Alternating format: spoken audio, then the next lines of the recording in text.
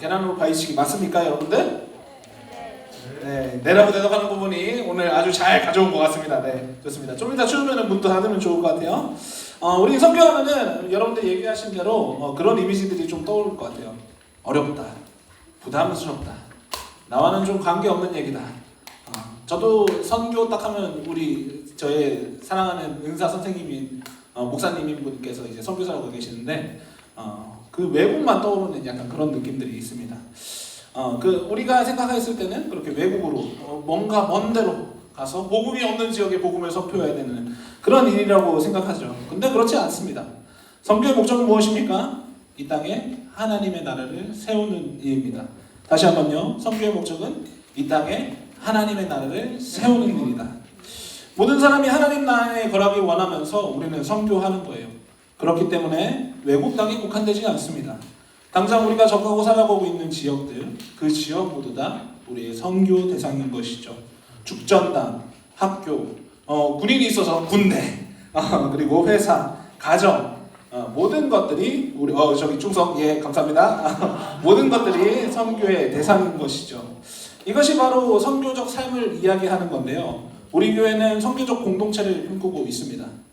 그래서 홈페이지에 보면은 영혼을 구원하여 제자 삼는 선교적 공동체, 이게 곳곳 구석구석 박혀 있어요. 홈페이지 잘 안 들어가 봤죠? 예, 그럴 수 있습니다. 예, 한 번씩 들어가 보면 재밌는 것도 많으니까 들어가 보시면 좋을 것 같고요. 내가 살아가는 영혼들을 구원하고 살아가는 곳에서 영혼들을 구원하고 제자 삼아서 살아가는 삶, 그것이 바로 선교적 삶인 것이죠. 예수님께서는 사도행전 1장에서 승천하기 전에 제자들에게 이런 얘기를 하셨는데요. 우리 사도행전 1장 8절 함께 읽어보겠습니다. 시작. 오직 성령이 너희에게 임하시면 너희가 권능을 받고 예루살렘과 온 유대와 사마리아와 끝까지 증인이 되리라 하시니라. 아멘. 땅 끝까지 증인이 되라 하신다. 첫날 예본도사님이 이걸 보고 뭐라고 얘기했죠? 하나님의 꿈. 하나님의 꿈이라는 단어를 쓰더라고요. 전 그 단어가 마음에 꽂혔습니다. 하나님이 꿈꾸시는구나. 온 땅을 그렇게 하나님의 증인들을 통해서 하나님의 나라를 세우는 일들, 그것을 꿈꾸시는구나 라는 생각들을 했습니다. 즉 땅끝까지 증인이 되라는 것은 모든 곳에 세상 어느 곳 한 곳도 빠짐없이 이 정반대에 있는 아르헨티나 맞나요? 거기서부터 시작해서 모든 곳까지 하나님 나라를 세우라는 의미일 것입니다. 우리가 교회에서 경험하고 있는 그 하나님 나라를 모든 곳에 세우라는 그러한 얘기죠. 그런데 바울은 이 땅 끝을 성경에서 말하는 서바나, 우리 지금으로 말하면 스페인을 서바나라고 번역했어요. 그래서 서바나라고 하는데 그 스페인으로 알고 있었습니다. 지도 한번 볼까요? 지도를 내가 안 준 것 같네요. 죄송합니다. 바울에게 자신의 선교 영역은 스페인이었는데요. 유럽을 여러분들 한 번만 생각해 보시겠어요? 유럽 생각해 보면 오른쪽 끝이 스페인입니다. 그리고 왼쪽 끝에는 터키랑 접경한 지역 그리스가 있죠. 그래서 바울은 쭉 끝까지 가면은 땅끝이 스페인이겠구나 라고 생각을 했던 것입니다. 그래서 예를 들면은 이제 우리 땅끝이라고 하면 부산이나 포항 그쯤 생각하잖아요. 그렇게 생각했던 거예요. 그래서 거기까지 내가 전화하는 게 맞겠다라고 생각했던 거죠. 사실 처음부터 스페인을 목표로 한 건 아니었습니다. 좀 이따 같이 사도 바울의 전도 여행을 살펴볼 건데 세 차례 전도 여행을 했거든요. 근데 2차 전까지는 유럽에 갈 생각도 없었어요. 그냥 지금의 말하는 터키죠. 여러분들 잘 알고 있죠? 터키에서 유럽으로 건너가는 그 이스탄불이 있는데 그거까지만 내가 사역해야겠다라고 생각을 했습니다. 그러나 3차 때 돼서 2차 때 돼서 하나님이 유럽을 전도하라는 명령과 마음을 주셨어요. 그래서 그 유럽을 전도하기 시작하면서 나는 유럽의 끝인 스페인까지 복음을 전해야겠다라고 꿈꾸었던 것입니다. 그런데 바울은 결국 스페인까지 전도하지 못하고 죽습니다. 그것이 학자들의 정론이에요. 그는 로마에서 이제 감금된 채 삶을 마감했다고 많은 사람들이 이야기하는데요. 그렇다면 그는 스페인까지 가지 못했으니까 선교를 실패한 걸까요? 아니요. 예, 감사합니다. 대답 감사합니다. 예, 실패라고 할 수 없습니다. 그렇지 않죠. 그는 죽기 전까지 그에게 허락된 모든 것의 복음을 전파하면서 살았습니다. 하나님 나라를 세워갔어요. 그리고 그가 세운 하나님 나라들이 전파되어서 온 세계에 지금 이제 세워지게 되었습니다. 우리가 복음을 믿을 수 있었던 것도 사도 바울이 그 자리 가운데서 정말 열심히 그렇게 복음을 전했기 때문에 하나님 나라를 세웠기 때문입니다. 아주 성공적인 바울의 전도라고 할 수 있죠. 그렇기 때문에 선교는 어디 멀리 가서 복음을 전하는 것으로 한정 지을 수 없습니다. 그것도 필요하죠. 하지만 우리에게 허락된 능력, 어디라고요? 우리에게 허락된 영역, 그 안에서 하나님 나라를 세워가는 것, 그것이 바로 선교인 것이죠. 우리에게 주어진 사명입니다. 여러분이 금요일 오전에 발표했던 나의 선교지 정하기, 그때 막 말하면서 막 여기저기 다 얘기하더라고요. 내가 유럽을 가겠습니다. 내가 뭐 중동 지방을 가겠습니다. 제주도를 가겠습니다. 막 다 했는데 그게 의미가 없다는 얘기가 아닙니다. 당장 나에게 주어진 것부터, 그 곳부터 선교하는 삶, 그것이 가장 기초가 되어야 한다는 것이죠. 정리해 봅시다.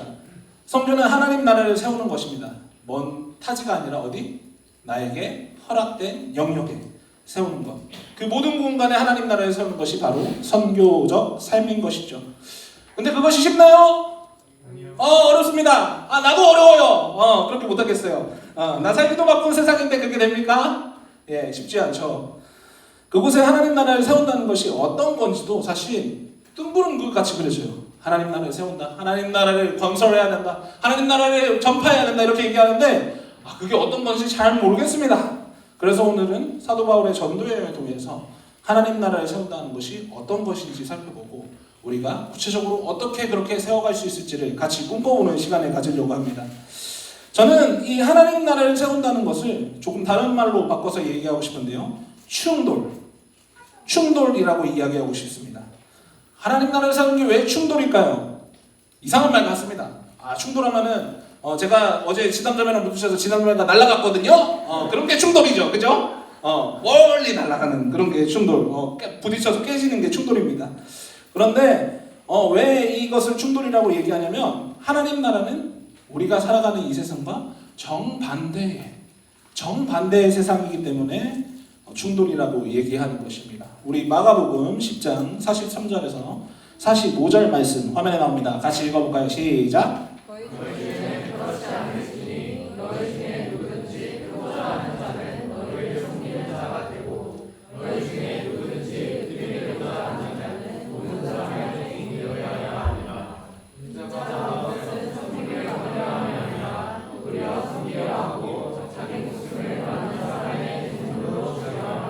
아멘. 세 번역으로 가져오려고 했는데 세 번역이 뭔가 조금 더 이해가 어렵더라고요, 저는. 그래서 이걸로 가져왔습니다. 하나님 나라는 세상과 정반대의 가치를 가지고 있다고 이야기하는 것이죠. 강한 자가 지배자가 되는 것이 아니라 섬기는 자가 되어야 한다고 오늘 본문은, 우리가 읽은 본문은 이야기하고 있고요. 으뜸이 되는 자가 모든 사람의 종이 되어야 한다라고 이야기하고 있습니다. 그래서 가장 존귀하신 예수님께서 우리를 섬기러 오셨죠. 세상과 정반대되는 가치가 적용된 곳이 바로 하나님 나라라는 것입니다. 그렇기 때문에 그 하나님 나라를 세상에 세우려고 하면 충돌할 수밖에 없어요. 다른 사람이, 몸무게가 다른 사람이 충돌하면 부딪힐 수밖에 없는 것처럼 그렇게 충돌할 수밖에 없는 겁니다. 미안해요, 지담자매. 그렇게 해서 세상과 다른 가치를 살아가고 있기 때문에 우리는 하나님 나라를 건설하려고 하면 힘들 수밖에 없고 어려울 수밖에 없다는 것이죠. 아마 사랑하는 청년들 모두 다 그런 어려움을 겪고 있을 거라고 생각합니다. 어떤 어려움이 있습니까? 우리나라를 기준으로 한번 생각해 볼까요? 기독교의 이미지가 어떻습니까? 안 좋아요. 솔직히 말해서 바닥입니다. 어제 태호 목사님이 가져온 그래프를 보고 저도 깜짝 놀랐는데 기독교는 이미 세계 종교에서 벗어났구나. 4대 종교에 들어가게 됐구나라는 생각들을 했는데 신뢰하는 종교에 대해서 어제 없으신 분들 계셨을 테니까 신뢰하는 종교를 이렇게 사람들이 뽑았는데 1위가 불교, 2위가 가톨릭, 3위가 원불교. 원불교 뭐 하는지 모르겠는데 원불교가 3위더라고요. 그리고 4위가 기독교였습니다. 기독교는 한 14% 정도 사람들이 신뢰하고 있다. 이렇게 이야기하더라고요. 여기서 친구들에게 거리낌 없이 나는 그리스도인입니다 라고 밝히는 사람 한번 손 한번 용기 있게 자신 있게 들어볼 수 있을까요? 오, 할렐루야. 우리 공동체에 미래가 있습니다. 하지만 절반이 안 되네요. 안타까운 일이죠. 이걸로 여러분을 뭐라고 하고 싶은 게 아닙니다. 정말 그만큼 세상 속에서 기독교의 이미지는 좋지 않아요. 이런 상황 속에서 하나님 나라를 이야기한다는 것은 더욱 쉽지 않은 일이죠. 충돌도 이런 충돌이 없습니다. 아마 계란으로 바위치기라고 생각하는 사람들도 있을 것 같아요. 저는 그렇게 생각해서 오늘 제목을 그렇게 가져왔어요. 내가 세상에서 복음을 외쳐봤자 뭐하나? 그게 무슨 변화를 가져오나? 무슨 영향력이 있나? 이런 생각에서 충돌을 포기하는 사람들도 꽤 많이 봤습니다. 조그마한 그리스도인의 모습도 숨긴 채 세상을 살아가는 그러한 사람들이 참 많다는 것이죠. 그러나 충돌하지 않으면 하나님 나라는 세워질 수 없습니다. 정반대의 가치이기 때문에 충돌해야지만 세워집니다. 그렇다고 계란으로 바위치기를 할 수는 없는 노릇이죠. 그게 무슨 의미가 있습니까? 계란에 밥 줍니까? 바위에 밥 줍니까? 그것도 아닌데 정말 쓸모없는 일 같지만 우리에게는 그것 말고도 방법이 있다는 것입니다. 그 방법을 전도여행을 통해서 살펴봅시다. 이런 어려운 충돌의 어려움은 우리만 겪은 게 아닌데요. 바울도 계속해서 충돌을 경험했습니다. 하나님 나라를 세워가는 전도여행, 그 여행 속에서 많은 충돌들을 경험했어요. 그 충돌이 가장 많은 부분이 2차 전도여행과 3차 전도여행의 초반인데요. 오늘 그게 사도행전에서는 16장부터 19장까지의 내용입니다. 그래서 오늘 이 사도행전 16장에서 19장을 통해서 사도 바울은 어떤 부분이 부딪힘이 있었는지 살펴보고 우리가 겪는 충돌과 어떤 부분들이 비슷한지 한번 보려고 합니다. 그 중에서 3가지 사건만 다다르면 여러분들 집에 못 가고 놀지 못하니까 3가지만 집중적으로 큰 사건, 중요한 사건 다뤄보려고 합니다. 그 전에 여러분들에게 사도 바울의 전도여행에 대해서 조금 한번 브리핑을 해주면 오늘 본문이 이해가 조금 쉽겠다 싶어요. 왜냐하면 전도여행 많이 들어봤는데 도대체 어디서 어디로 가는겨 알 수가 없잖아요. 3번이나 갔대요. 그것도 많이도 갔어. 그죠? 그래서 한번 그것들을 보려고 하는데요. 사진 한번 띄워주실래요? 보이십니까? 네. 빨간 글씨가 지금 국경선입니다. 제가 그냥 억지로 그려봤어요. 저런 식으로 되어 있어요. 여러분들이 잘 알고 있는 이스라엘, 그리고 이름만 들어본 요르단, 그리고 레바논, 시리아 이렇게 있고요. 위쪽이 터키입니다. 저런 식으로 되어 있고요. 1차 전도여행은 터키 지역에서만 이루어졌어요. 보이죠? 터키를 넘어가지 않습니다. 그렇게 쭉 진행되는 것들 보면 좋을 것 같고요. 다음 한번 보여주시겠어요? 1차 전도여행은 13장에서 14장에서 나오고 있고요. 2차 전도여행은 15장에서 18장 이렇게 나오고 있습니다. 여기에서는 이제 아까 말했던 유럽으로 넘어갑니다. 안디옥에서부터 시작을 하는데요. 화살표가 한 바퀴 돌기 때문에 여러분들 안디옥에서 시작한다는 거 생각하시고 따라가 보면 다소로 갔다가 더베로 갔다가 루스드라로 쭉 간 다음에 드로아에서 이제 환상을 보고 내가 유럽으로 넘어가야 되나 보다 라는 생각을 했습니다. 드로아 보이시나요? 드로아? 제가 앉도록 하겠습니다. 드로아라고 보이시죠? 거기에서 이제 하나님 환상을 봅니다. 그래서 하나님께서 유럽으로 가서 전도하라고 하시는구나 라고 했어요. 사실 이거는 사도 바울의 계획이 없었습니다. 2차 전도여행의 목표는요, 1차 전도여행 때 세웠던 교회들을 다시 한번 방문해서 격려하고 다시 문제들이 많이 생기잖아요. 교회 세우면 그 문제들을 다시 이렇게 정리해 주려고 간 건데 하나님께서는 그거 하지 말고 유럽으로 가라 라고 해서 유럽까지 전도하는 게 바로 2차 전도 여행입니다. 그리고 다음 볼까요? 3차 전도 여행. 3차 전도 여행 이제 구분선 없어도 다 알죠? 대충. 그래서 터키 지역에서 이렇게 한 바퀴 다시 도는데 여기도 이제 1, 2차 때 세웠던 교회들을 다시 방문하면서 거기에서 생기는 문제들과 그리고 편지 우리 사도 바울이 쓰는 편지 알잖아요. 그 편지에 보면 문제점이 내가 알아요. 그 문제들을 이제 방문할 수 있는 데들은 방문해서 이렇게 도와줬다라고 생각하면 좋을 것 같습니다. 정리하면 이래요. 다음이요. 눈으로 10초 보겠습니다. 알아서 읽으세요. 10, 9, 8, 7, 너무 빠른가? 6, 5, 4, 3, 2, 1. 왜 같이 읽냐면 방금 제가 설명했던 부분입니다. 똑같은 얘기라서 이런 식으로 조금 목표를 가지고 1, 2, 3차 여행을 했다라고 생각하시면 좋을 것 같습니다. 이제 함께 충돌이 있었던 사건을 살펴보기 원합니다. 첫 번째 살펴본 사건은 사도행전 16장 16절에서 34절인데요. 34절까지 다 아니고 22절까지만 읽을 텐데 각자 읽을 겁니다. 오늘 본문이 너무 많아요. 그죠? 죄송합니다. 제가 많이 가져왔어요. 하지만 여러분들에게 충분히 읽을 시간 줄 거고 3번 읽다 보니까 여러분들이 직접 읽은 게 오히려 이해가 빠를 것 같아요. 그래서 22절까지만 여러분들 잠깐 한 2분 정도 시간 줄 테니까 읽어보시죠. 충분히 읽은 것 같아요. 그죠? 여러분들의 표정이 점점 바뀌고 있기 때문에 진행해 보도록 하겠습니다. 첫 번째 사건은 뭡니까? 사도 바울이 귀신 들린 여종을 마주친 그러한 사건입니다. 이 여종의 특징이 있어요. 점을 칩니다. 아주 좋은 능력을 갖고 있어요. 미래를 볼 수 있나 봐요. 그래서 주인이 이 여종을 이용해서 사람들한테 점을 봐줍니다. 그리고 그 돈들을 다 취했던 것 같아요. 아주 개꿀이죠? 아주 편하게 돈을 벌었습니다. 그런데 이 여자가 바울을 쫓아다니면서 귀찮게 하는 거예요. 바울을 보면서도 뭔가 좀 보였나 봐요. 그래서 하나님의 종들이 여기 있다. 이들에게 구원의 길이 있다. 라고 쫓아다니면서 계속 소리쳤던 것입니다. 아마 이 여자가 쫓아다니는 것이 바울이 귀찮았기 때문에 개역개정에서는 귀찮다는 말보다는 심히 괴로워서 라고 이야기하고 있는데요. 그 여자에게 든 귀신을 사도 바울이 쫓아내는 모습을 보여줍니다. 왜 괴로웠을까요? 그 사람이 솔직히 생각해보면 하나님의 그 구원이 이 사람들에게 있다 하면 좋은 일 아닙니까? 그죠? 그 사람 잘 이용해서 성장하면 되잖아요. 근데 왜 이것이 좋은 일이 아니냐면 이 여자를 통해서 하나님이 증거되며 어떤 사람들은 하나님과의 점쟁이를 같은 영적인 계통으로 여길 수 있는 거예요. 그렇기 때문에 하나님께서 그렇지 하지 않았고요. 사람들이 하나님을 점쟁이의 신 정도로 생각할 수 있었기 때문이죠. 그리고 귀신을 통해서 증언되는 것을 하나님께서 기뻐하지 않으셨기 때문입니다. 거룩한 방법으로 하나님 자신을 이렇게 드러나기 원하셨기 때문이죠. 바울이 이러한 이유로 본인들의 사역에 그 여자가 오히려 방해됐던 것이죠. 좋은 방법으로 하나님이 원하신 방법으로 해야 되는데 귀신이 자꾸 방해해요. 내가 생각하고 계획한 게 있는데 제이들 공감되나요? 그런데도 불구하고 여자가 자꾸 괴롭혀가지고 하지 못했다. 그래서 쫓아냈습니다. 그랬더니 어떤 일이 벌어졌습니까? 주인 열받죠. 개꿀 하면서 돈 벌고 있었는데 이제 못 버는 거예요. 자신의 돈벌이를 바울이 망쳐버렸습니다. 그래서 어떻게 했나요? 여기 우리 서변역에서는 치안관들 그 사람들에게 바울을 신고해요.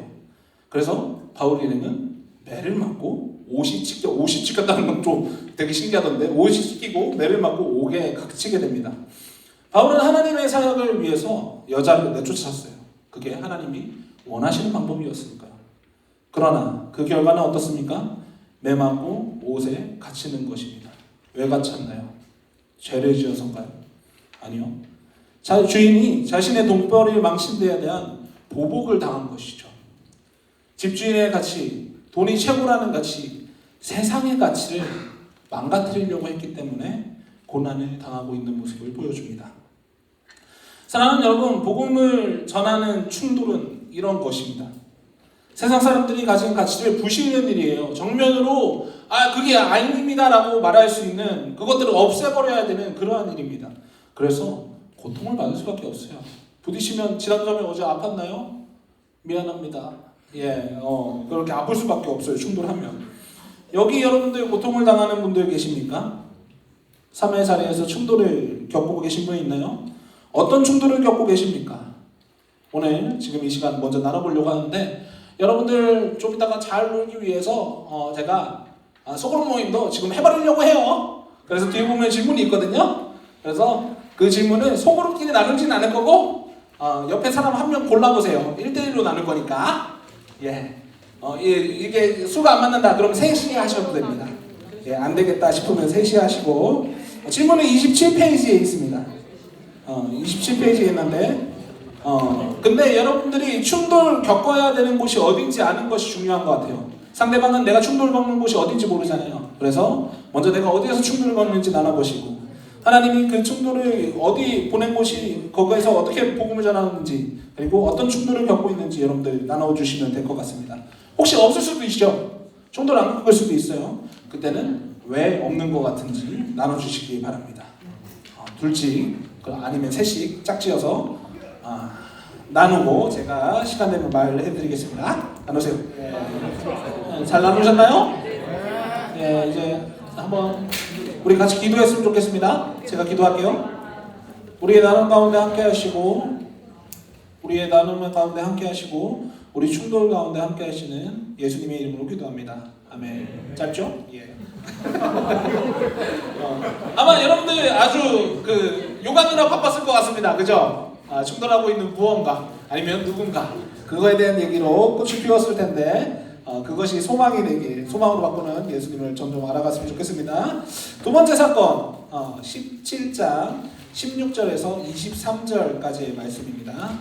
예. 17장 16절에서 23절 1분 드릴게요. 한번 읽어보시죠. 아주 짧습니다. 정말 짧죠?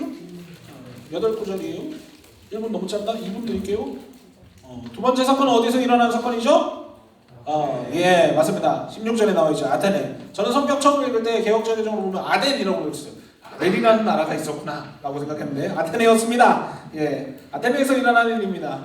우리가 성경을 잘 몰라도 그리스 로마 신화 어렸을 때 많이 봤죠? 자, 지금부터 아무도 모르나 봐, 세상에. 몰라요, 여러분들? 그리스 로마 신화 모르세요? 책으로만 봤군요. 예, 아유, 정말 당황했습니다. 이걸 아무도 모를 줄 몰랐네. 네, 지훈이가 불렀는데, 여러분들 아쉽습니다. 아주 명곡입니다. 좀 이따가 예배 끝나고 한번 들어보시면 좋을 것 같습니다. 예, 살짝 민망하네요. 예, 좋습니다. 하지만 어쨌든 우리가 그리스 로마 신화 잘 알고 있어서 아테네 여신 정도의 이름은 들어봤겠죠. 그 도시의 이름은 이 여신의 이름에 따서 지은 도시죠. 지금도 많은 사람들이 이름을 한 번쯤은 들어봤을 만큼 정말로 번창하고 번영하고 아주 좋은, 살기 좋은 도시였습니다. 그런 도시에는 어떤 모습이 나타납니까? 바로 우상이 나타나죠. 사람들이 하나님보다 더 소중하게 여기는 것들, 하나님보다 위대하다고 여기시는 것들이 나타납니다. 바울은 그런 우상들이 가득 차 있는 걸 보고 격분했다라고 우리가 읽은 성경에서 나타내고 있는데요. 분노한 바울이 택한 방식은 어떤 방식이었습니까? 분노했으니까 이제 우상 찾아가서 다 때려 부시고 우상 믿는 사람들 머리끄댕이 잡고선 야, 예수 믿어 이렇게 했을까요? 아니겠죠. 네. 바울이 택한 방식은 화를 내거나 혐오하거나 회피하는 방식이 아니었습니다. 바울이 어떻게 했다고 성경이 얘기하나요? 17절 18절 같이 한번 읽어보겠습니다. 시작.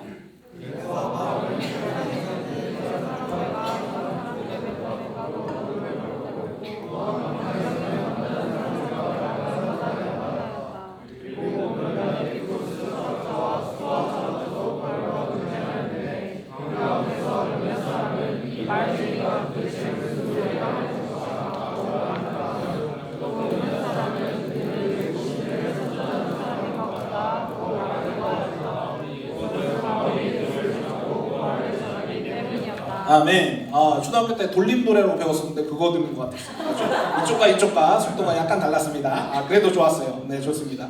성경은 바울이 그들과 계속적으로 토론하고 논쟁했다라는 얘기들을 하고 있는데요. 사실 이 방법은 아테네에서 꽤나 합리적이고 모든 시민들이 하던 방법이었습니다. 도시가 고도로 발전한 만큼 도시의 시민들은 상당히 지적인 그런 사람들이었어요. 특히 도시 안에 아테네에는 아고라라는 장소가 있었는데요. 이 장소는 어떤 시민이든지 토론에 참여할 수 있는 그러한 곳입니다. 도시의 정책이나 정치, 크게는 철학과 종교에 대해서까지 누구든지 가서 얘기할 수 있고 건의할 수 있고 주장할 수 있는 그런 장소예요. 너무 좋죠? 우리나라에도 필요한 것 같습니다. 그렇게 이 토론은 아테네 사람들에게 굉장히 익숙한 방법이었어요. 바울은 그런 방법을 써서 이들에게 전도했던 것입니다. 물론 토론에 익숙한 그들에게 논리를 넘어선, 어떻게 보면 비논리적일 수밖에 없는 기독교를 전한다는 건 계란으로 바위를 치는 것처럼 보일 수 있습니다. 보이죠? 이 말쟁이가 도대체 무슨 소리를 하려는 것인가? 라고 묻는 사람들이 있었다고 했죠. 납득할 만한 일이 아닙니다. 그러나 바울은 그들의 방식을 존중했고 조금 좋지 않은 방법이라 할지라도 그들을 배려해서 그들의 방식으로 복음을 전했습니다. 그리고 그 결과가 어떻게 됩니까? 우리가 읽은 18절과 19절을 보면 사람들이 기독교에 대해서 관심을 갖는 모습을 보여주죠. 질문이야 어쨌든 어떤 질문이든 간에 제가 무슨 소리 하는 거야? 그렇게 하든 간에 관심을 갖기 시작했다는 것입니다. 더 나아가서 바울에게 직접적으로 복음에 대해서 묻는 사람들까지 나타나게 되죠. 바울은 이 타이밍을 절대 놓치지 않고 복음을 전하기 시작합니다. 사랑하는 여러분, 여기에서 우리가 관심 있게 봐야 될 건 방법도 방법이지만 사도 바울의 복음 전하는 방식에 있습니다. 여러분들은 세상 사람들 아까 충돌했던 열심히 나눴죠. 그 상사, 그 친구, 우리 가족, 여기까지만 하겠습니다. 그런 사람들, 충돌을 피하고 싶은 존재들, 여러분들에게 어떤 사람입니까? 그들은 우리와 다른 문화를 살고 있기 때문에 피하고 싶은 사람들입니까? 혹시 저 사람은 잘못된 문화를 살고 있어. 예수 말고는 답이 없는데 진짜 저 사람 답 없다 라고 바라보면서 왜 저렇게 살아? 라고 비난하고 계시진 않은가요? 그럴 수 있습니다. 충분히 그럴 수 있어요. 우리가 만든 기독교의 복음은 저는 옳다고 생각하기 때문에 충분히 그런 생각이 들 수 있습니다. 그러나 그들을 바라보면서 우리에게 가장 필요한 것은 긍휼이라는 마음입니다. 불쌍히 여기는 마음이 필요해요. 하나님이 우리를 불쌍히 여겨주셨던 것처럼 우리도 그들을 바라보면서 긍휼함이 필요합니다. 바울은 아마 그런 긍휼의 마음이 있었기 때문에 격분했지만 화가 머리 끝까지 났지만 그들을 존중했습니다. 그들의 방식으로 다가갔던 것이죠. 자신의 방법으로 하지 않았어요. 바울을 보면 사실 되게 다혈질이거든요. 근데 자신의 방법으로 하지 않고 그들의 방법대로 토론하며 나아갔습니다. 그런데 바울뿐만 아니라 우리가 사랑하는 가장 먼저 행하신 예수님께서도 그랬죠. 우리가 얼마나 답답했겠습니까? 복음서를 읽다 보면은 정말로 답이 없다. 얘네들은 왜 이렇게 예수님을 눈으로 봤는데도 기적까지 봤는데 왜 이럴까라는 얘기들을 하잖아요. 근데 우리도 똑같아요, 그죠? 예수님 얼마나 답답하셨을까요? 하지만 예수님은 그 진노를 그 사람들에게 우리에게 풀지 않으시고 우리들의 눈높이에 맞춰서 복음을 들고 이 땅 가운데 찾아오셨습니다. 그래서 우리에게 복음이 본인이심을 설명하시고 그 신이신 분께서 사람의 몸으로 눈높이에 맞춰서 우리에게 긍휼한 마음을 가지고 복음을 전도하셨다는 것이죠. 우상을 따라 사는 것이, 세상을 따라 사는 것이 참 행복이 아니라 나를 따라서 사는 것이, 그것이 진짜 행복이고 창조하신 하나님과 교제하며 영원을 누리는 것이 진짜 행복임을 이 땅 가운데 직접 오셔서 우리 눈높이에 맞게 알려주셨다는 것이죠. 사랑하는 여러분, 그렇게 우리도 그들의 눈높이에 맞춰 그들을 찾아가 충돌할 필요가 있다는 것입니다. 예수님의 긍휼을 가지고 그들과 충돌할 필요가 있어요. 그래서 이제 두 번째 질문 나눠보고자 하는데요. 아까 27페이지 두 번째 질문입니다.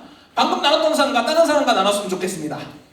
근데 자리 이동이 불편하시다면 엉덩이를 뗄 수 없다. 내가 다리가 너무 불편하다 하자면 어쩔 수 없겠지만 최대한 다른 사람이랑 나눠보면 좋겠고요. 이번에도 1대1로 나누면 좋겠습니다. 그리스도인으로서 이해 안 되는 세상 문화 혹은 집단이 있습니까? 당신은 그들에게 어떤 마음을 품고 있습니까? 그들에게 어떻게 복음을 전하시겠습니까? 한번 나눠보도록 하겠습니다. 다음 또 질문이 있으니까 그때 돌아가면서 잘 또 나눠보면 좋겠습니다. 기도합시다. 사랑하는 예수님, 참 귀찮고 불편하고 어려우셨던 일일 텐데 우리를 위해 우리의 눈높이로 찾아와 주심에 감사드립니다. 우리도 이제 우리가 보내진 곳에서 그들의 눈높이에 맞춰 찾아가기 원합니다. 긍휼한 마음을 가지고 충돌하기 원합니다. 우리를 도와주시옵소서. 예수님의 이름으로 기도합니다. 아멘. 좋습니다. 다음으로 한번 세 번째 사건 보도록 하겠습니다. 세 번째 사건이 좀 길어요. 근데 다 읽을 거임. 엄청 길어. 그쵸? 너무 길다. 그래서 조금 더 시간을 드릴 테니까 한번 읽어보시죠. 읽어보시면 좋겠습니다. 제가 먼저 읽기 전에 브리핑을 해주면 조금 더 여러분들 읽을 때 수월할 것 같아요. 두 가지 사건 나옵니다. 첫 번째는 에베소라는 도시에서 일어난 일이 나와요. 2년 동안 에베소에서 전도를 하거든요. 거기에서 생기는 일이 첫 번째고 그 일이 생겨나서 이제 추가로 생기는 일이 두 번째 사건입니다. 그래서 첫 번째랑 두 번째로 나누는데 8절부터가 22절까지가 첫 번째 사건, 23절부터 28절까지가 두 번째 사건입니다. 한번 읽어보세요. 옆 사람에게 이렇게 인사해볼까요? 기다려주셔서 감사합니다. 좋습니다. 이제 바울은 에베소라는 도시에 도착합니다. 이 에베소에서는 모든 전도여행을 통해서 통틀어서 가장 오랜 기간 동안에 머물러요. 에베소에서 얼마나 머물렀다고 했죠? 되게 어려운 단어로 써 있어요. 이태. 너무 어려운 단어입니다. 난 태어나서 이런 단어 처음 봤어요. 2년입니다. 2년. 2년이면 남자들이 얼마나 긴 시간인지 알 겁니다. 그죠? 너무나 긴 시간이에요. 예. 우리 기원 형제가 휴가를 써서 수술을 왔어요. 예. 좋습니다. 이제 말년 병장인가요? 그래요. 병장이죠. 병장입니다. 예. 병장인데 시간이 잘 흘러갑니까?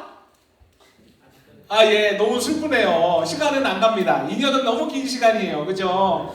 잘 전역하라고 박수 한번 해줍시다. 네, 좋습니다. 어쨌든 2년이라고 엄청 긴 시간 동안에 바울은 에베소에 있었어요. 왜 2년이나 머물렀을까요? 9절을 보면 사람들의 마음이 완고해서 믿으려고 하지 않기 때문에 그랬다고 이야기하고 있습니다. 딱 우리들의 삶의 이야기 아닙니까? 우리 주변의 사람들 완고해서 안 믿으려고 하잖아요. 그죠? 복음 전하면 뭐합니까? 어차피 안 들을 건데. 그죠? 완고해서 안 믿으려고 하기 때문에 어쨌든 바울은 2년 동안이나 포기하지 않고 사역을 진행했어요. 우리는 금방 포기하는데 바울은 대단하죠. 2년 동안 긴 시간 동안 했습니다. 그래서 그 결실을 맺게 되는데요. 18절 20절 18절부터 20절 말씀 한번 화면에 나옵니다. 읽어볼까요? 시작.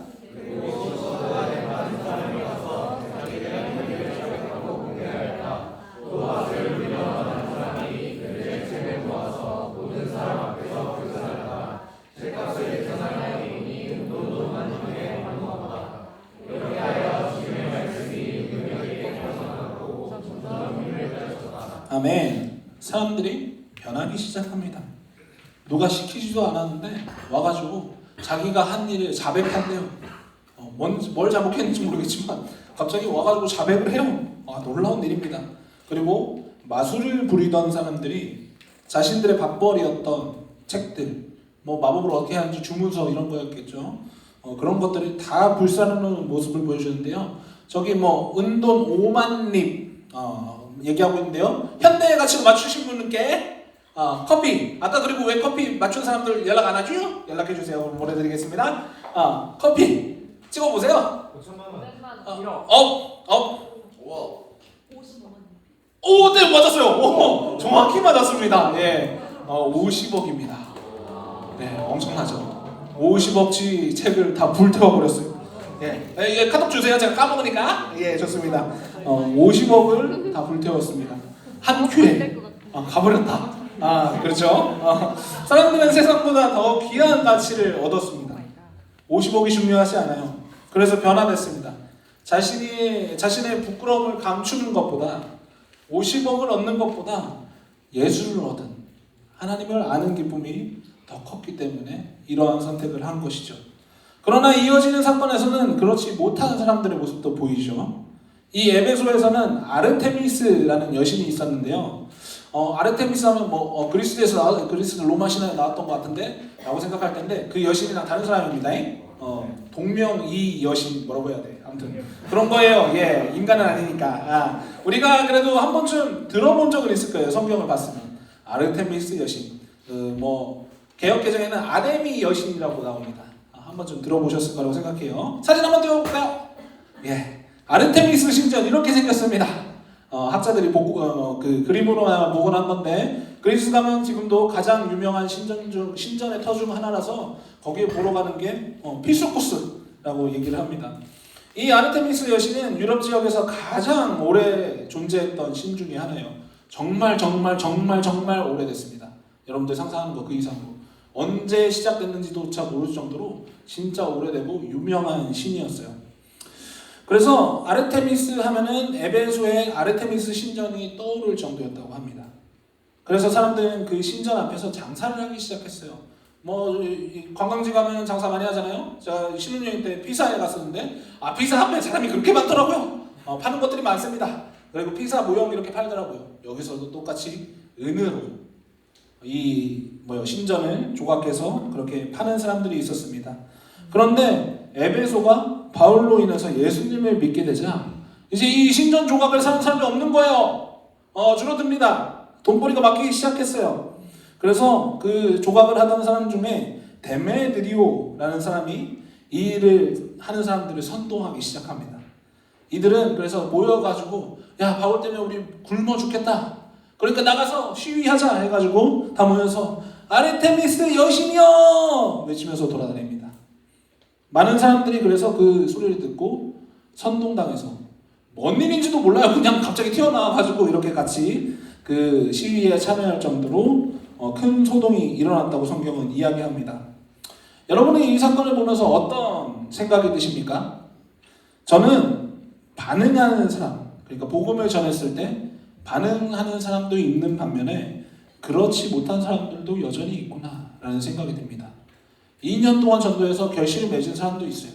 하지만 그걸 가지고서 오히려 시비를 걸면서 세상의 가치로 난 여전히 살 거야 라고 하는 사람들도 있다는 것이죠. 우리가 복음을 전한다 해도 충돌한다고 해도 100% 그 사람들이 다 믿는다는 보장은 없습니다. 그런데 어쩌면 우리는 전자는 생각 못하고 후자만 어떤 거죠? 믿지 않을 거라는 그러한 생각을 가지고 있진 않은지 한번 스스로를 돌아봐야 될 것 같습니다. 대부분의 사람들이 긍정적인 요소보단 부정적인 요소를 크게 보거든요. 그래서 심리학에도 용어가 있어요. 부정적 편향이라는 개념으로 이미 정리까지 되어 있더라고요. 이를 위해 사람들에게 테스트한 거 2개 정도만 소개하면 여러분들 이해가 빠를 것 같아요. 첫 번째는 부부에게 하루 긍정적인 경험 1번, 그리고 부정적인 경험 1번. 이거를 하루에 2번, 그러니까 총 2번이죠. 그걸 계속 겪게 하는 거예요.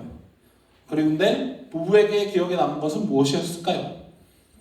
부정적인 경험밖에 거의 안 남았다고 합니다. 신기하죠?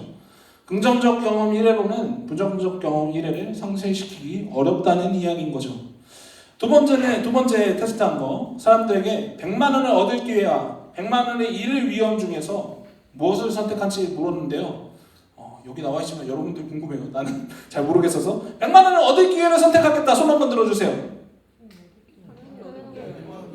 100만 원, 그러니까 자기가 100만 원을 잃거나 얻거나. 내가 설명을 잘못했나 보다. 예. 어떻게 설명해야 되지? 나는 이해를 하고 있는데 이거 설명할 방법을 모르겠어. 그래. 예. 무조건 100만 없거나 근데 100만 원 잃을 위험도 있는데 예. 5천만 받을 수 있는 기회가 있어. 뭐 그런 비슷한 거 맞습니다. 예, 맞습니다.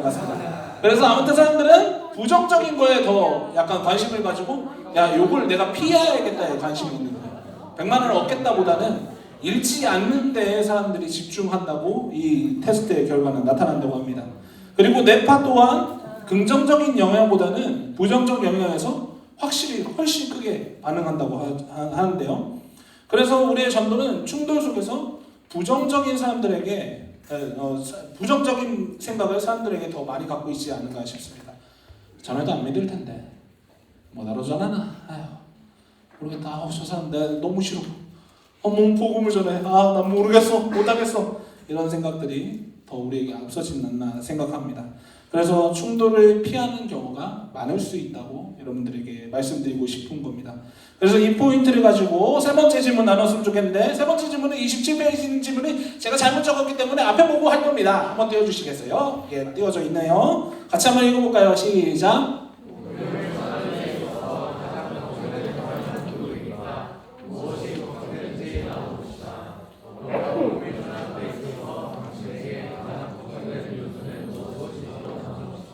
네, 나눌 텐데 이번에도 가능하면 엉덩이를 떼서 한 번도 나누지 않은 사람과 조금만 움직여서 나누면 좋을 것 같아요. 한번 나눠보시죠. 이동해볼까요? 이동. 저는 칼같이 시간을 지키기 때문에 마무리하도록 하겠습니다. 기도할까요? 예, 자리로 돌아가시고 기도하겠습니다. 주님, 그 사람만 생각하면 한숨이 나옵니다. 복음을 어떻게 전해야 될지도 모르겠습니다. 부정적인 생각만 듭니다. 그러나 하나님, 우리 가운데 하나님의 마음을 허락하여 주시옵소서. 예수의 마음으로 그 사람을 바라볼 수 있도록 하여 주시옵소서. 내가 사랑받았으니 그 사람도 사랑할 수 있도록 주님 은혜를 허락하여 주시옵소서. 성경의 말씀처럼 믿든지 믿지 아니하든지 듣든지 듣지 아니하든지 우리가 복음을 전할 수 있는 사람 되게 하여 주시옵소서. 예수님의 이름으로 기도합니다. 아멘. 자, 지금부터 전반전 끝나고 이제 후반전입니다. 이제부터 중요합니다. 그래서 졸았어도 괜찮으니까 이제 깨야 돼요. 그래서 저를 따라 한번 해볼까요? 여러분들 밖에 또 오늘도 치킨이 기다리고 있습니다. 예. 그래서 여러분들 닭날개 어떻게 생겼죠? 예, 닭날개. 예, 이렇게 생겼죠. 이렇게 해서 이렇게 뒤로 당기면은 시원해요. 한번 해볼래요? 예. 왜 이렇게 하냐면 이렇게 들면은 냄새 난다는 피드백이 있어서 지켜달라는 피드백이 있어서 예, 이렇게 하는 겁니다. 올려서 하면은 예, 상대방을 배려 못한다는 얘기들이 있더라고요. 다른 교회에서도 있습니다. 우리 교회 아니고. 예. 그래서 이렇게 닭다리처럼 닭날개처럼 한번 해보고요. 노란색이 너무 약하시죠? 좋습니다. 어느 정도 몸을 풀었으면 한번 같이 해보도록 하겠습니다. 자, 우리는 세 가지 사건을 통해서 선교하는 데 있어서 충돌을 나눴습니다. 나누니까 어떤가요, 여러분?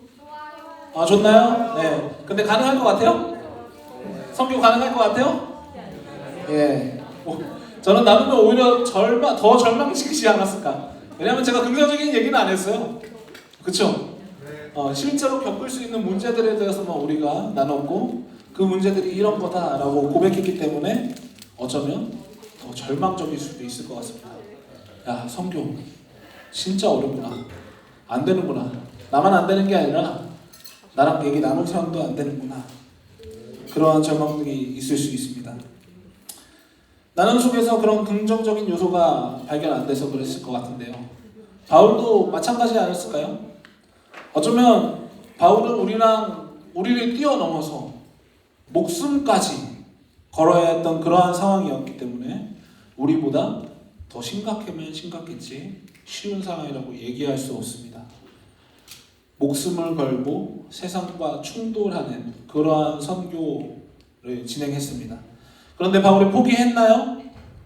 좌절했습니까? 회피했습니까? 나중으로 미뤘습니까? 아니요. 오히려 점점 더 갈수록 복음을 전하는데 박차를 가하는 모습을 보여줍니다. 참 신기해요. 어떻게 그게 가능했을까요? 첫 번째는 그에게, 여기 중요합니다. 충돌을 그럼에도 포기하지 않은 이유. 첫 번째는 그에게 복음의 능력이 더욱 확실해졌기 때문입니다. 뭐 때문에 그랬다고요? 여행을 하면서 복음의 능력이 더욱더 확실해졌기 때문이라고요. 사도 바울이 쓴 편지들을 보면 시간이 지날수록 자신을 소개하는 것이 변해지는 모습을 볼 수 있는데요. 한번 화면 띄워주시겠어요? 네. 연도도 적혀있죠. 점점 더 아래로 갈수록 시간이 지난 겁니다. 우리 첫 번째부터 주소는 안 읽어도 되고 한번 쭉 읽어볼게요. 시작. 나는 사도 중에 가장 작은 자라. 나는 모든 성도 중 지극히 작은 자보다 더 작은 자라. 나는 죄인 중에 괴수라. 아멘. 사도 바울의 변화를 보면서 무엇이 느껴지십니까? 자신이 얼마나 연약한 존재인지를 깨닫는 과정이, 자신이 얼마나 능력 없는 존재인지를 깨닫는 과정이 보입니다. 맨 처음에는 사도 중에 가장 작은 자라고 하죠. 여전히 아직 자신이 사도라는 그런 자신감에 차 있어요. 그죠? 그래서 나는 사도 중에 그래도 겸손하게 조금 작은 자입니다. 제일 작은 자예요. 이렇게 고백하는 모습을 보여주고요. 그 다음에는 조금 깨달았는지 사도라는 호칭이 빠집니다. 성도 중에. 근데 성도 중에서 자신이 작은 자보다 더 작은, 가장 작은 자라고 소개하고 있어요. 그리고 마지막에는 뭐라고까지 얘기하죠? 죄인. 근데 그 중에서 괴수라고 소개하네요. 사역을 하면 할수록 자신의 신분이 더 처참해집니다. 낮아져요. 스스로 인식하는 것이 죄인까지 됐어요.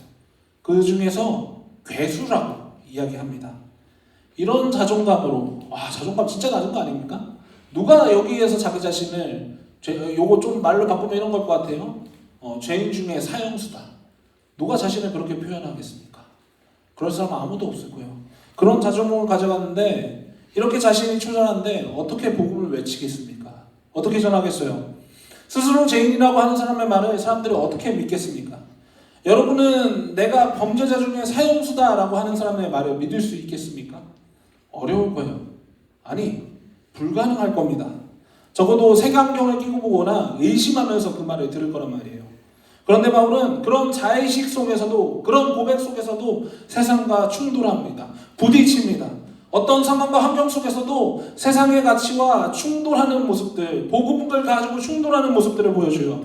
그리고 얼마나 시간이 오래 걸리더라도 끝끝내 그것 가운데 복음을 한 가닥이라도 심는 그러한 모습을 보여줍니다. 척박한 에베소 땅에서도 무려 2년 동안이나 사역을 하면서 끝끝내 믿음의 사람들을 만들어내는 모습을 보여줘요. 죄인이라 하는 사람들에게서 사람들은 자신을 죄인이라 고백하는 사람들은 무엇을 보고 믿게 됐을까요? 그것이 가능했던 것은 바울이 선교하는 자신을 신뢰하는 것이 아니라 자신이 믿는 복음을 마음 깊숙이 신뢰했기 때문입니다. 뭐 때문에 가능했다고요? 사람들은 바울이 아니라 그가 믿는 복음을 봤어요. 자신이 아니라 복음을 신뢰했기 때문에 가능했어요. 우리 로마서 1장 16절 말씀 같이 한번 읽어보겠습니다. 시작. 내가 복음을 부끄러워하지 아니하노니 이 복음은 모든 믿는 자에게 구원을 주시는 하나님의 능력이 됨이라. 아멘. 한 번 더. 내가 복음을 부끄러워하지 아니하노니 이 복음은 모든 믿는 자에게 구원을 주시는 하나님의 능력이 됨이라. 아멘. 로마서를 쓰는 시점은 바울이 3차 전도여행을 마무리하는 이제 그 최종 목적지로 가는 길에 쓴 편지입니다. 그 편지에서 작성하는 게 바로 복음을 부끄러워하지 않는다 라는 고백이었어요. 모든 전도여행을 마치면서 바울은 자신이 복음을 부끄러워하지 않습니다 라고 고백합니다. 이 복음이 믿겠다고 하는 모든 사람에게 구원을 주시는 하나님의 능력이 된다고 확신하며 이야기합니다. 바울은 자신의 의지에서 선교하지 않았습니다. 오로지 복음의 능력을 믿고 선교했습니다. 죄인 중에 개수인 자신이 세상과 충돌하며 깨져버릴 것을 알고 있었어요. 계란으로 바위치기라는 것을 알고 있었을 거예요. 그러나 그에게 들린 복음, 그 복음이 능력이 있었기 때문에 바울은 충돌에서도 두려워하지 않고 복음을 세상 가운데 전할 수 있었던 것입니다. 사랑하는 여러분, 우리에게도 바울과 같은 마음이 있습니까? 복음에 대한 확신과 당당함이 있나요? 정말 그런지 스스로를 한번 돌아봤으면 좋겠습니다. 세상과 충돌할 때 무엇을 생각하십니까?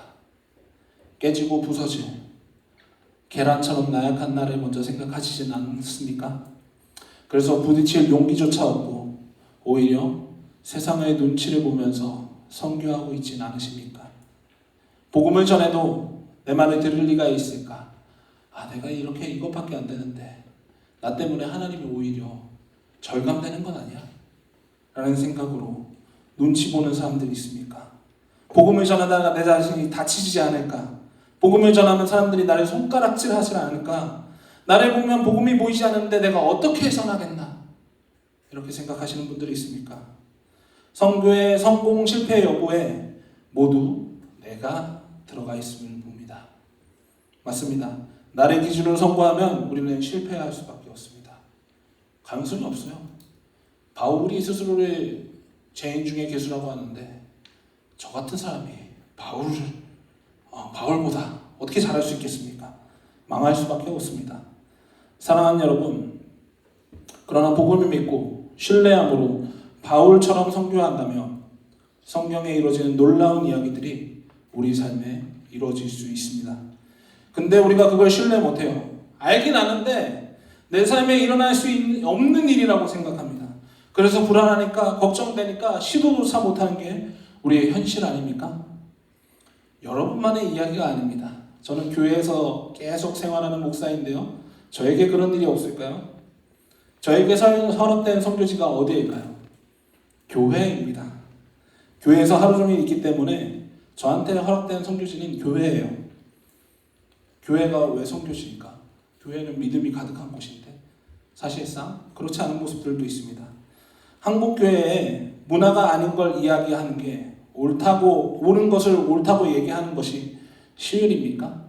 여러분들 이 교회가 처음이면 아니라고 대답할 수 있어요. 근데 대부분의 한국의 기성교회들은 그런 것들을 얘기할 수가 없습니다. 특히 사역자는 더 그래요. 우리 교회 담임 목사님이 다 들어주니까 서로 경청하고 고백하고 건의할 수 있는 교회니까 얼마나 건강하고 좋은 교회예요. 하지만 대부분 그렇지 못합니다. 적어도 제가 목회자로 경험한 교회 중에 그런 교회가 있었습니다. 어디라고 말은 안 해요. 그러나 그런 말을 하면 잘립니다. 농담이 아니에요. 잘려요. 그리고 찍힙니다. 나대면 찍혀요. 모난돌이 정맞습니다. 슬프지만 어떤 한국교회의 한 부분의 아픈 부분이라고, 선교해야 될 부분이라고 저는 생각을 합니다. 그런데 저도 그게 무서워서, 잘릴까봐 무서워서, 모난돌이 정맞을까 무서워서 그것을 못했습니다. 이 하나님의 귀한 교회를 하나님 나라로 세워가지 못했던 저의 모습이 있습니다. 그래서 어제 태호 목사님의 설교를 들으면서 너무 회개했던 것 같아요. 한국교회를 병들고 아프게 한 건 나구나. 내가 복음을 신뢰 못해서 선포 못하는구나. 나만 바라보니까 이 귀한 복음을 신뢰 못해서 얘기하지 못하는구나. 그런 저의 모습 때문에 너무 슬펐습니다. 사랑하는 여러분, 충돌을 바라보며 우리에게 두려움이 있을 수 있습니다. 그러나 동시에 복음에 대한 확신이 있어야 합니다. 이 복음은 이 복음이 저들을 살릴 수 있다는, 그런 능력이 있다는 믿음이 있어야 합니다. 이 복음이 우리도 살리지 않았습니까? 예수 모르고 살아갔던, 죽을 수밖에 없었던 우리도 변화시키지 않았습니까? 저 같은 사람도, 여러분들이 저의 인생에 다 알지 못하지만 제 스스로 봤을 때 저 같은 사람도 하나님이 목사로 세우셨는데, 이 복음에 진짜 능력이 있는데, 진짜로 능력이 있는데 정말 그 능력만큼 우리가 믿고 있는지 한번 점검해 봐야 될 것 같습니다. 나는 계란이 맞습니다. 세상과 충돌하면 계란으로 바위치기가 맞습니다. 그러나 세상보다 더 크고 놀라우신 하나님의 복음으로 세상과 충돌하면 분명히 확실히 바꿀 수 있습니다. 변화시킬 수 있습니다. 하나님 나라를 세울 수 있습니다. 그거에 대한 확신을 세우는 것이 가장 먼저 우리가 해야 될 목표이자 한 걸음이 아닐까 싶습니다. 사랑하는 여러분, 우리 안에 복음에 대한 확신이나 복음의 능력에 대한 의심이 있다면 오늘 이 시간 우리가 한 번 더 기도하며 하나님 앞에 그 확신을 가지게 해달라고 기도해야 될 밤이 될 것 같습니다.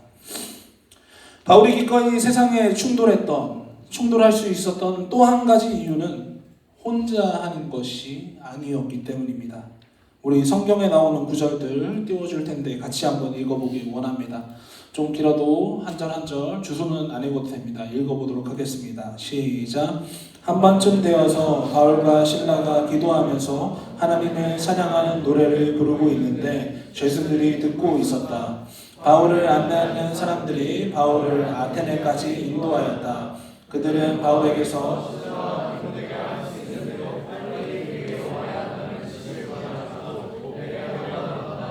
그래서 자기를 돕는 사람들 가운데서 디모데와 에라스도 두 사람을 마케도니아로 보내고 자기는 얼마 동안 아시아에 더 머물러 있었다. 아멘. 바울 곁에 누가 있었습니까? 함께하는 동역자들이 있었습니다. 16장 맨 위에 거 보면은 기도 같이 할 수 있는 동역자가 있었고요. 17장을 보면 자신을 위해서 언제든지 달려와 줄 수 있는, 요청할 때 와줄 수 있는 그런 동역자가 있었습니다.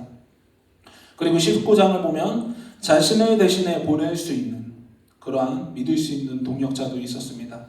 여기뿐만 아니라 사도 바울의 여행을 계속 보면 누군가와 함께 같이 하나님의 선교 사역을 감당하는 모습을 보여줍니다. 바울 혼자 세상과 충돌하면 이것들이 어떻게 감당되겠습니까? 바울이 세웠던 교회를 다시 점검하고 다녔다고 했잖아요. 그것들 얼마나 많은 교회들을 세웠겠어요.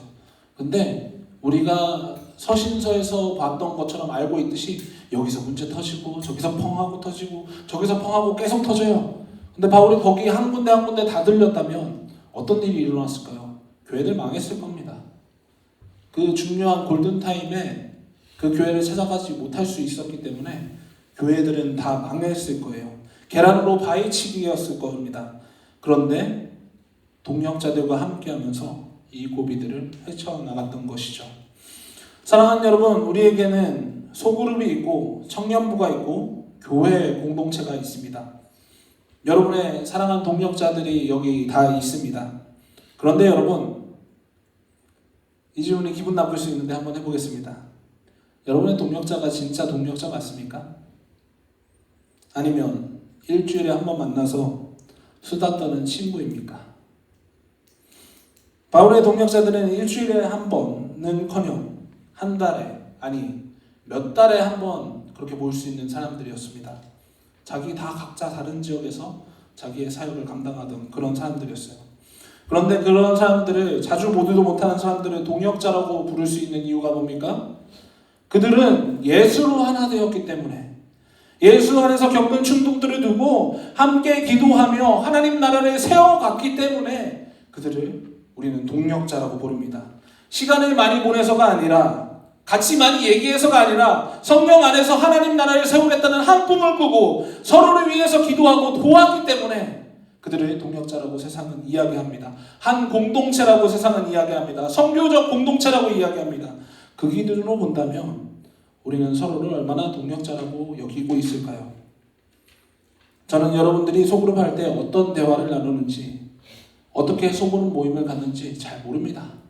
제가 매일 들어가는 것도 아니고 가끔가다 한 번씩 들어가는데 어떻게 알겠어요? 그리고 제가 들어가면은 그날은 태도가 바뀐다고 얘기를 하더라고요. 정말 신기합니다. 맨날 들어가야 되나? 그러나 여러분 스스로는 알고 있을 거예요. 우리 모임이 성령께서 함께하는 모임인지, 아니면 그저 일주일에 한 번 모여서 시간 보내는 모임인지 여러분들은 알고 있을 겁니다.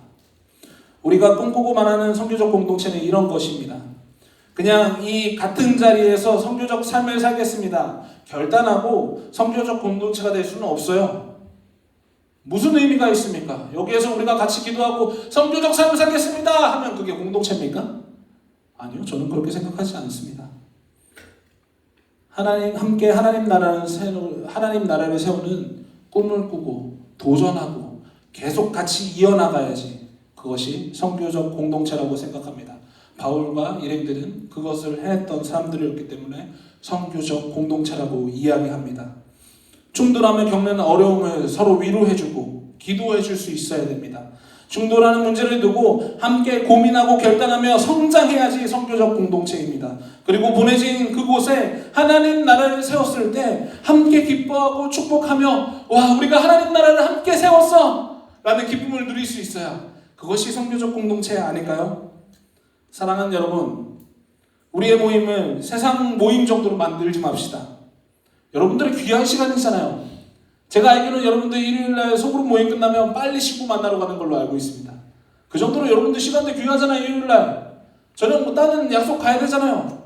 근데 그 시간을 왜 교회에서 허비합니까? 빨리 만나러 가면 되지. 아니잖아요. 그렇게 여러분들의 귀한 시간을 쓸 거면 이곳 가운데서 우리가 선교적 공동체를 경험했으면 좋겠습니다. 진짜 하나님께서 원하는 공동체를 경험했으면 좋겠습니다. 세상과는 다른 가치관을 꿈꾸는, 거룩한 하나님 나라를 꿈꾸는, 하나님 나라를 세우는 전초 기지가 되는 그러한 공동체를 만들어가길 소망합니다. 그때 우리는 세상과의 충돌을 두려워하지 않을 것입니다. 깨지고 부서질 수 있지만 다시 이곳 가운데 돌아왔을 때 나를 응원해주고 기도해주고 용기 주고 예수님이 살아계신다고 얘기해줄 수 있는 내 동역자가 있으니까요. 그 동역자의 이야기를 들으면서 다시 한번, 그래, 예수로 내가 다시 한번 충돌해보자, 다시 한번 계란으로 바리치기 해보자. 그렇지만 성령님께서 함께 하실 거야, 나는 할 수 있을 거야 라는 믿음과 소망을 얻고 살아갈 수 있지 않겠습니까?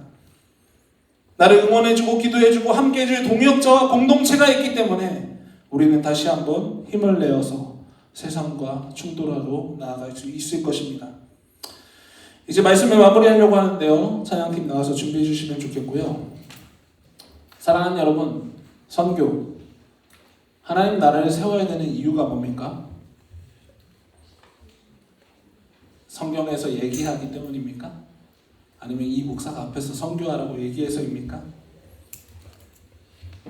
교회에서 말하는 거기 때문에 그렇습니까? 그것이 그리스도가 말하는 목적이기 때문에 그렇습니까? 맞습니다. 그것도 맞지만 더 중요하고 너무나 당연한 이유가 한 가지 더 있습니다. 바로 나 자신. 우리를 위해서 우리는 선교하고 하나님 나라를 세워야 됩니다. 청년들과 만나다 보면 자신이 처한 학교, 직장, 어떠한 곳에서 어려움을 호소하는 경우들이 굉장히 많습니다. 들을 때마다 마음이 너무 아파요. 청년들이 얼른 거기서 벗어났으면 좋겠습니다. 청년이 2부 기준으로 하면 빨리 이직 좀 했으면 좋겠어요. 내가 돈을 대신 주고 싶어. 그 정도로 너무 안타까워요. 힘들어하는 모습들 보면. 편입을 하든 졸업을 하든 이직을 하든 좀 그런 아픈 자리에서 벗어났으면 좋겠습니다. 그런데 벗어나면 진짜 괜찮나 살펴보니까 그렇지 않더라고요. 그 벗어난 곳에서 또 다른 어려움이 기다리고 있습니다. 그때와 또 다른 어려움들이 청년들을 괴롭히고 있습니다. 어디에 가나 똑같이 괴롭습니다. 그렇다면 우리는 어떻게 해야 될까요? 근본적으로 변화시키면 됩니다. 그 자리에 하나님 나라를 세우면 돼요. 너무 간단한 원리 아닙니까?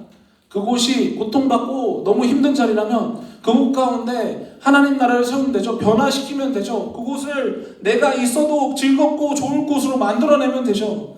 여러분들이 이 교회 가운데서 즐겁고 행복해야 하는 그것들은 그곳 가운데도 가서 세우시면 됩니다.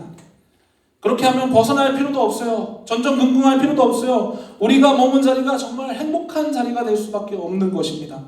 물론 쉬운 일은 아닙니다. 한 번에 다 바꿀 수는 없습니다. 그러나 긴 기간이 걸리더라도 우리에게 복음의 능력이 있기 때문에 나와 함께 해줄 사랑할 동력자들이 있기 때문에 할 수 있지 않겠습니까?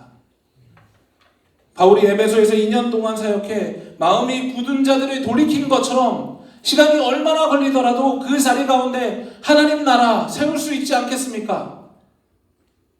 복음을 믿는다면요. 그 능력을 믿는다면요. 사랑하는 동역자들과 함께라면 우리는 그곳을 하나님 나라로 바꿀 수 있습니다.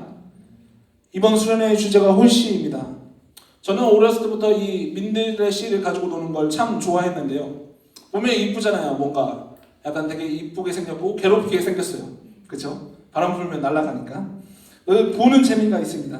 그래서 발견하면 꼭 뜯어서 한번 불어보고 갔던 그런 시간이 있어요. 그 홀씨가 퍼져나갈 때 그렇게 아름답더라고요. 살랑살랑 날아다니는 그 모습들. 그 홀씨는 또 어딘가로 날아가서 지금 좀 아름답게 꽃피고 있지 않을까요? 그런데 이 홀씨 입장에서 보면 그거는 아름다운 일은 사실 아닙니다. 친구들이랑 다닥다닥 붙어서 즐겁게 놀고 있었어요. 그죠? 아, 우리는 한 민들레시야 하면서 이렇게 붙어서 놀고 있었을 텐데 왜 뚱뚱한 인간놈이 갑자기 와가지고 뜯어? 아, 그래서 후 하고 불어. 붙어 있으려고 견디다가 바람에 충돌해서 결국 날려져 갑니다. 이제 모든 걸 포기해야 될까요? 그럴 수 없잖아요. 어떻게든 날아가서 땅 어딘가에 뿌리를 내려야 합니다. 그러나 날아가면서도 수많은 충돌을 경험해요. 먼지에 부딪히기도 하고요. 먹이를 찾는 새들을 피해서 씨앗을 노리는 누군가를 피해서 그 땅까지 도착을 해야 합니다. 하지만 그 수많은 충돌을 경험하면서라도 다시 땅에 뿌리를 내리기만 한다면 다시 아름답게 피어날 수 있습니다. 그리고 함께 날아갔던 그 많은 씨앗들이 똑같이 그렇게 뿌리를 내린다면 그곳은 아름다운 민들레 꽃밭이 됩니다. 그래서 신기하게 민들레 씨가 있는 곳들을 잘 보면 그 근처가 다 민들레 꽃밭이에요. 사랑하는 여러분, 우리가 그 아름다운 꽃밭, 하나님 나라를 만드는 사람들이 됩시다. 충돌이 있을지라도 나를 구원한 그 복음을 신뢰하며 나아갑시다. 그렇게 우리 모두 각자 처한 자리에서 뿌리를 잘 내린다면, 우리가 보내신 그 땅 가운데서 뿌리 내린다면 이 땅 모든 곳은 우리가 그토록 꿈꾸던 하나님 나라가 될 줄 믿습니다. 이 시간 함께 찬양하기 원하는데요. 설교를 기약하면서 나를 돌아보면서 찬양해봤으면 좋겠습니다. 아마 우리 어린 청년들은 잘 모를 수 있는 찬양인 것 같은데 제가 반복하면서 계속 부를 거예요. 그래서 따라 불러봤어도 좋겠고 또 가사를 묵상하면서 불러봤으면 좋겠습니다. 그렇게 우리 같이 찬양하며 나아가도록 하겠습니다. 많은 이들 말하고 많은 이들 노래는 하지만 정작 가진 않는 길 두려운 생각보다 많이 힘들고 험한 길보단 그저 말로만 우리 처음부터 다시 고백할까요? 많은 믿음을 말하고 많은 이들 노래는 하지만 정작 가지 않는 길 두려운 생각보다 많이 힘들고 험한 길보단 그저 우리 마음에 손을 얹고 다시 한번 많은 이들 말하고 많은 이들 노래는 하지만 정작 가지 않는 길 두려운 생각보다 많이 힘들고 험한 길보다 그저 점점 멀어져가네 점점